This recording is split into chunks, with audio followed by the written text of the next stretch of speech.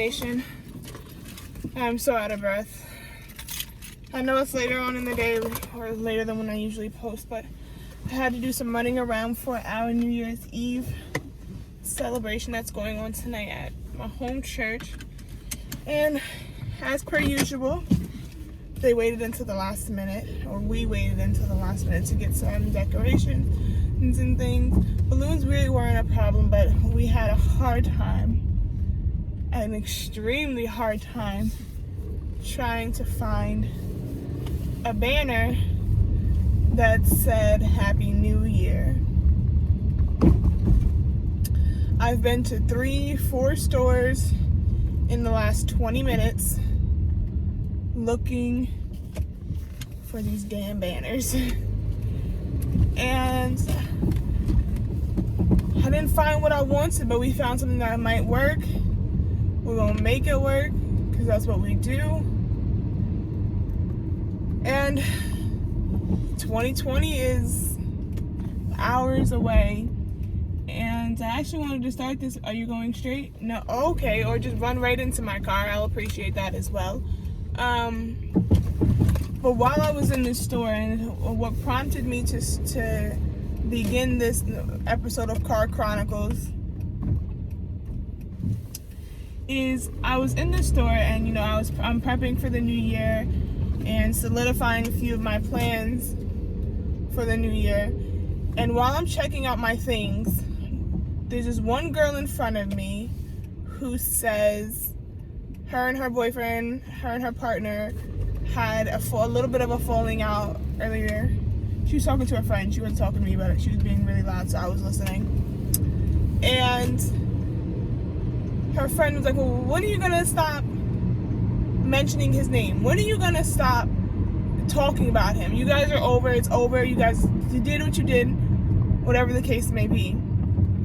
And what the girl uttered next often makes me shudder to my core, because it's something that people just say without thinking about. So her response to the question was this: oh, in the new year, I'm not going to mention his name, I'm going to be a new person in the new year. Now, granted, that was me maybe about 7 or 8 years ago, but what I've grown to learn, and what I'm trying to teach this generation, is that you don't have to wait until New Year's to be a new person. Every day you wake up, you are given a new opportunity to become a new, better, more advanced version of yourself. And it took everything in me not to ask her, well, why are you waiting for the new year? And I thank God, because I didn't have to ask. The friend asked, and she's like, well, that's my New Year's resolution. And I'm like, oh man, listen, I'm not the one for New Year's resolutions. I feel like that was a phase in my life when I was like trying to be like everyone else and make New Year's resolutions.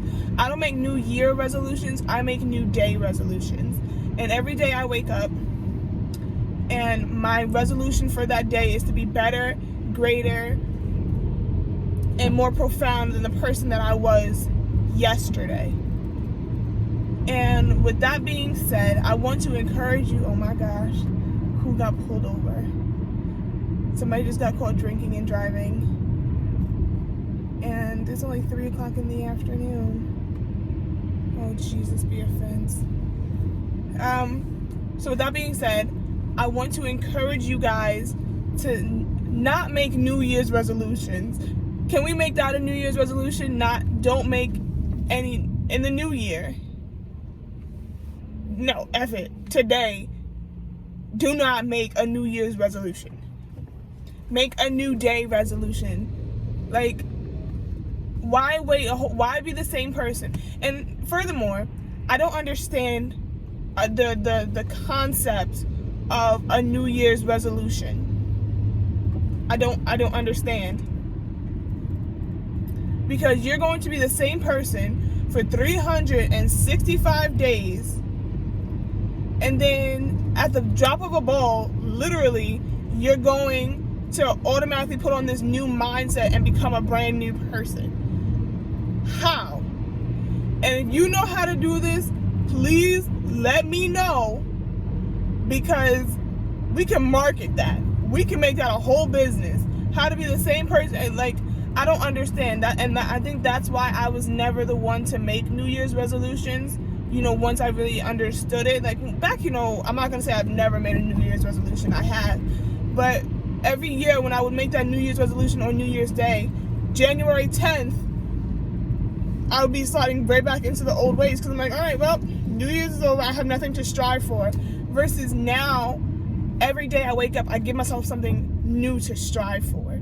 I give myself something that is just a little bit beyond my comfort zone, just a little bit beyond my reach, so that I know that is something that I always have to strive for. And I wish more people understood it. And I wish more, like, especially with 2020, everybody's like, it's the last Wednesday, it's the last day of the decade. And I didn't realize what that meant until I actually sat down and started planning. And I know a decade is every 10 years. But I didn't realize why it was such a big deal for today to be the last day of the decade, until I was watching something, and I was like, oh, that's a good idea. And he said, this is the last day of this decade, which means the next 10 years is going to new things. Oh, that's what I was watching. I was watching the Most Amazing Top 10, and they were counting down the top 10 things that happened this past decade. And as I'm watching this, and as I'm looking back, and I'm like, dang, I was alive for that. I was alive for this. I can't believe and granted, a lot of the things didn't happen directly to me. But just the fact that I was alive for some of the biggest things to happen in the decade was mind-blowing to me. And I'm like, wow, this is why everybody is so hyped to start a new decade, because now we have new things to strive for, new accomplishments that we want to reach. And I'm like, okay, so it goes beyond 2020 just being the year of perfect vision, and the year, as my father says, the year of double. It goes beyond that. This is giving you the chance and the opportunity to be somebody great in the next decade. And if I were to make a New Year's resolution, my New Year's resolution would be to be a better person in 2021 than I am in 2020. I want to double my businesses in 2021. I want to triple my businesses in 2022. Those are the types of goals and ambitions that I have. And yes, it sounds like a pipe dream, but as I've said before, I've always been a dreamer. Joseph was a dreamer, and it worked out great for him. So I mean, and I'm God's favorite, so it can only get better from here. And yes, don't come at me when I say this. Yes, I am God's favorite, and I know that to be true, because he would not have given me what he's given me if I was not his favorite. That's something my siblings and I, and even my husband and I, argue about all the time, about me being God's favorite. And it's more so, well, how do you know it's you and it's not me? I'm like, look, every parent has their favorite in every family. I don't care what you say. I know I'm my mother's favorite, and I know I'm God's favorite. In my family, it's me. It has to be me. It's me. I'm the favorite. God gives me legitimately anything and everything that I've asked him for this past decade. And the past 2 decades of my life have been absolutely amazing. So yes, I am God's favorite. And in this next decade, I expect God to completely show out for me. I expect him to completely show out on my behalf, like go all out and just make people wish. Like, I don't want it to be like people wish they were me. I want it to be them saying, how is she doing this? Because in 2020, I'm not responsible for you. I wasn't responsible for me in 2019. God has been responsible for me for the past decade, and in the next decade, he will continue to be responsible for me, which means he will continue to make ways. He will continue to open doors. He will continue to blow my mind. And I expect God. And I can say this with all conviction and with all faith because he always does it. Every year I ask God for a few things before my birthday. We go on a 40-day consecration, and I normally ask God for something for the consecration. Literally before the consecration is over, I have what I want. And normally it's like, oh, okay, big deal, Mary. God gives you what you want. All right, and then he gives me what I want in January, and then as February and March come along and they come and go, I start to ask God for however old I'm going to be. So in 2020, I'm going to be 26. So in February, I start making up my birthday list. My birthday is not until July.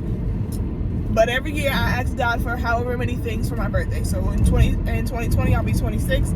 So I'll be asking God for the 26 things for my birthday. And I don't say I want them on my birthday. I tell him I want them before my birthday.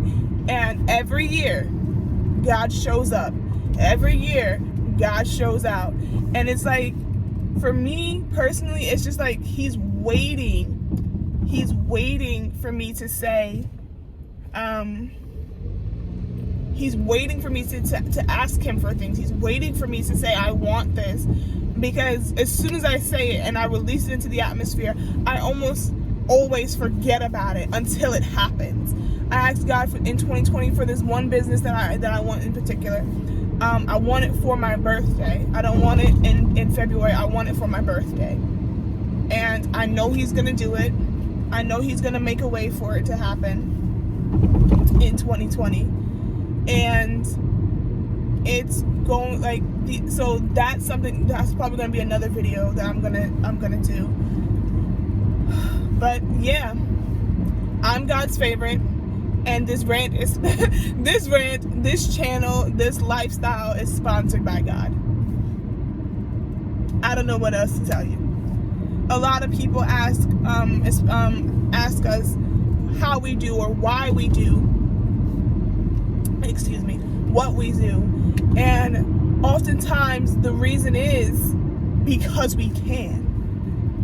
And we're not saying it like to be rude or to be disrespectful. We're saying it because it's true. We're saying it because at the end of the day, God has given us so many opportunities and so much favor and grace on our lives that we can literally just find something random to do. And like we did with our YouTube channel, we did it and we was like, God, we're going to give this back to you. So we know that in 2020, since he's responsible for it, we know he's going to make it happen. We know he's going to blow our minds in 2020 because he did it in 2019. The past 5 years of my relationship with my husband, God has blown our minds every single year. Every time we ask him for something, it just shows up.